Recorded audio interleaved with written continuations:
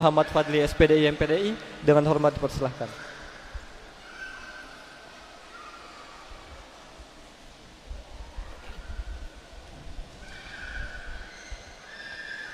Assalamualaikum warahmatullahi wabarakatuh.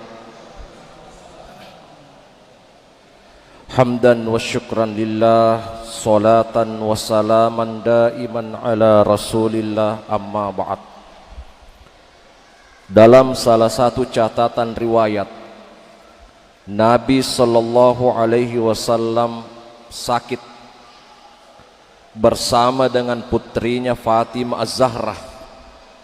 Nabi sakit ditemani oleh putrinya Fatimah Az-Zahrah. Tiba-tiba ada orang yang mengetuk pintu rumah Nabi. Lalu Fatimah menengok di balik tirai rumah Nabi. Dia melihat ada seorang laki-laki tidak terlalu tua dan tidak terlalu muda.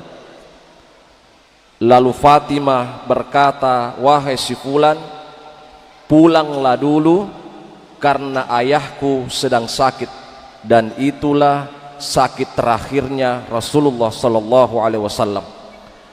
Lalu Nabi mendengar, Fatimah, suruh saja masuk orang itu, temui saya." Lalu ketika Rasulullah bertemu dengan orang tersebut, lalu Nabi tersenyum. Ternyata yang datang, Pak, malaikat Israel, malaikat pencabut nyawa.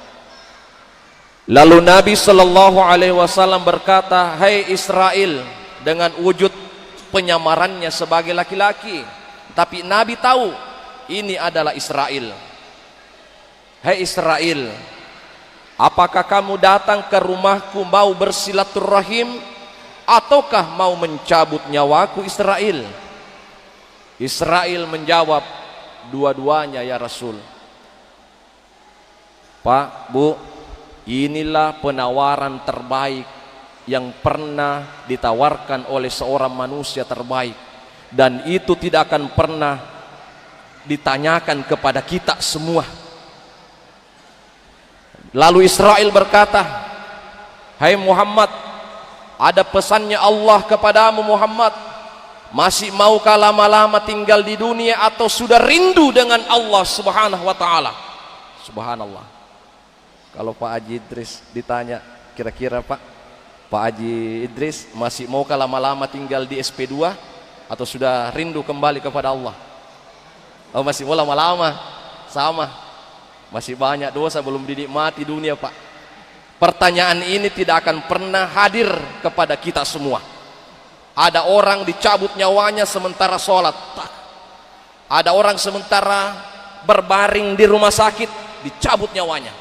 Ada orang sementara cuci darah, sudah 10 kali cuci darah, mati. Tidak ada istilah ditanya, "Hai Muhammad Fadli, Ustaz Haidir, masih mau lama-lama tinggal di Timika kah?" Tidak pernah. Tapi Nabi ditanya, "Muhammad, masih maukah lama-lama tinggal di dunia atau sudah rindu dengan Allah?" Apa kata Nabi Muhammad? "Bagaimana dengan Allah?" Subhanallah. Bagaimana dengan Allah Israel? Israel langsung berkata, Muhammad, begitu rindunya Allah kepadamu, Allah membuka pintu langit untuk menyambut kedatangan seorang kekasih terbaiknya. Dia perintahkan seluruh malaikat, ribuan malaikat, disuruh berdiri di setiap pintu-pintunya langit. 7 langit disuruh berdiri malaikat. Bahkan bidadari-bidadari cantik disuruh untuk berdiri untuk menyambut kedatangan. Inilah penyambutan yang terbaik. Lalu Nabi sallallahu alaihi wasallam menangis, meneteskan air mata. Lalu Israel berkata, Muhammad, tidak senangkah kau dengan penyambutan Allah?"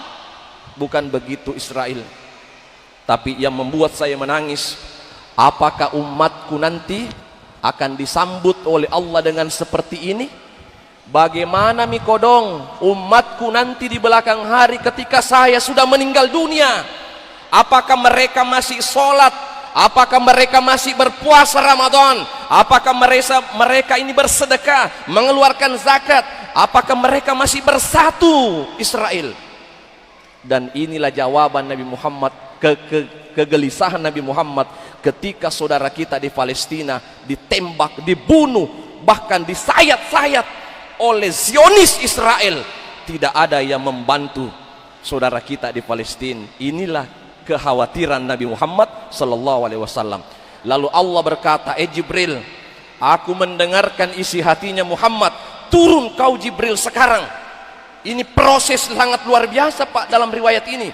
Detik-detik dicabutnya nyawa Nabi Muhammad sallallahu alaihi wasallam. Detik-detik tidak ada lagi nabi dan rasul setelah Nabi Muhammad sallallahu alaihi wasallam.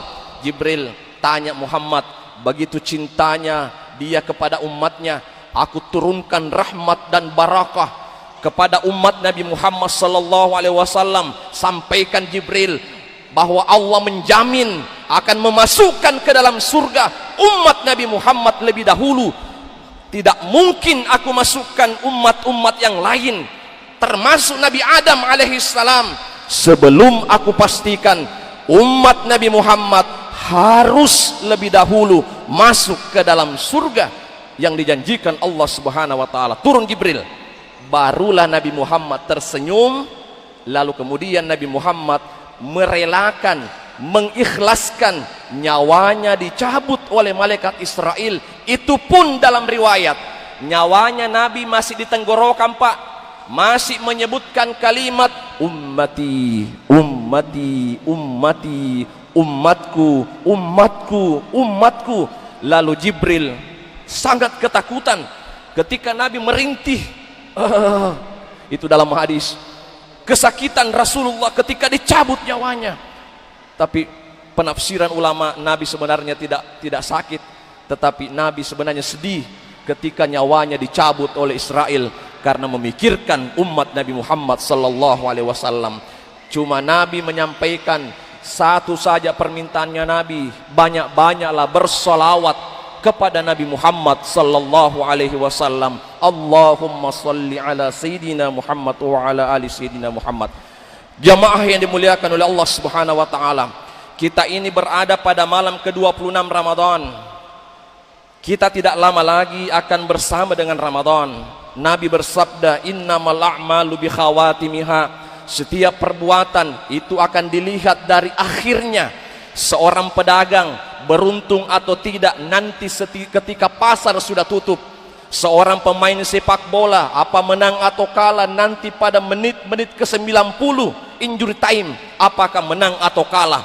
Kita ini Pak masih berjuang sampai pada titik terakhir di bulan Ramadan ini.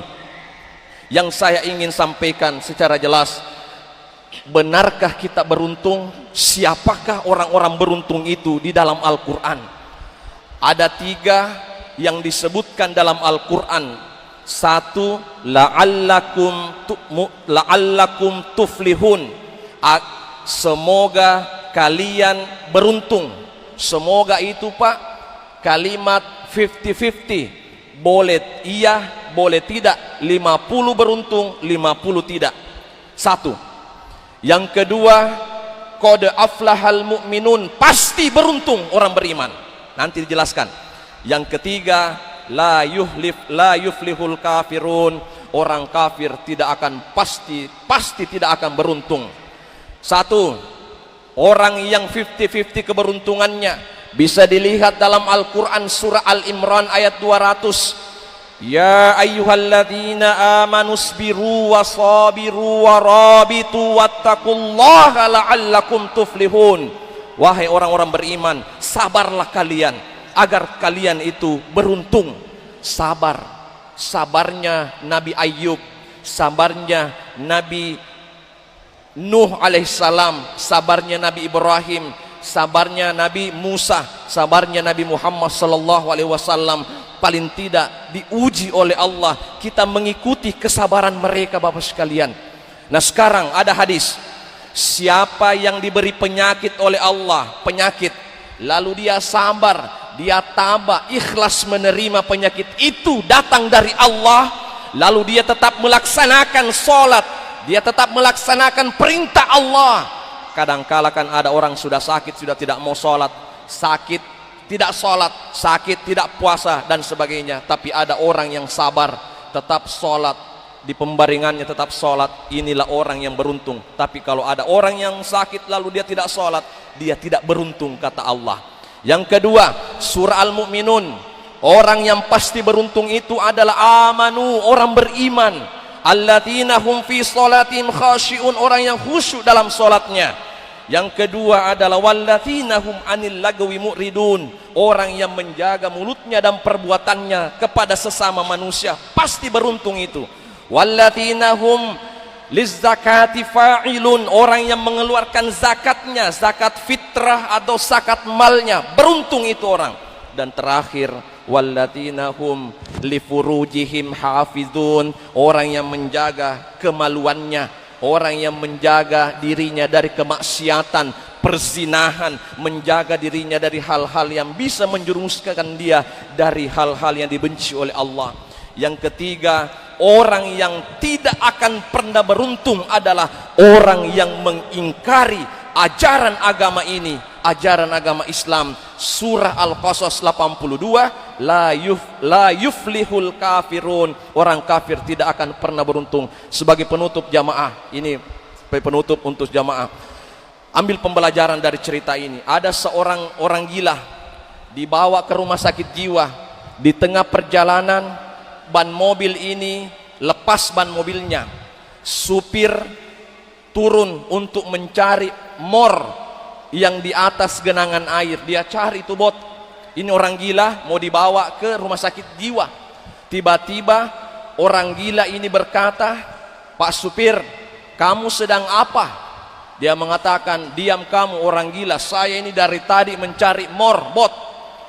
Orang gila berkata, "Pak supir, kenapa susah sekali? Cabut masing-masing mornya itu ban, kemudian tempelkan ke ban yang lepas mornya. Nanti ada bengkel, kamu beli mor." Langsung si supir mengatakan, "Benar juga, kamu kan gila. Kamu kan gila." Orang gila berkata, "Memang saya gila, tapi tidak bodoh seperti kamu." Jadi Pak, saya tidak mengatakan lebih baik gila daripada bodoh. Tapi pembelajaran yang saya mau ambil, siapapun di dunia ini bisa menjadi inspirasi dan motivasi dalam hidup kita. Kadangkala kebijaksanaan lahir dari lisan, mulut orang-orang yang terpinggirkan, orang-orang yang terkucilkan, orang-orang yang dipandang enteng. Kadangkala mulutnya itu melahirkan inspirasi hidup dalam diri kita. Sekian, assalamualaikum warahmatullahi wabarakatuh.